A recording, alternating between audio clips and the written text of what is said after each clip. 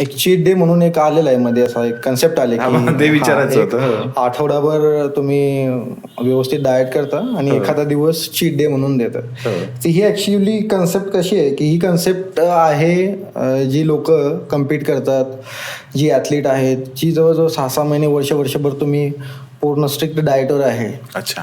किंवा त्यांचा protocol clear आहे की किती प्रमाणात कार्ब्स खायचे, किती प्रमाणात प्रोटीन खायचं आहे, बरं. सगळ्या कॅलरी कॅल्क्युलेट करून खात असतात ते लोक. ओके. त्या लोकांना रिफीड करण्यासाठी चीट मिल दिलेलं असतो त्यांच्या कोचनी.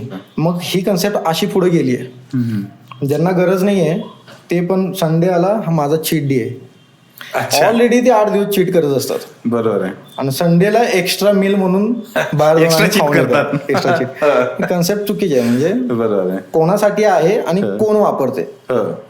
ह्या गरजेच्या गोष्टी आपण लक्षात घेणं. बरोबर आहे.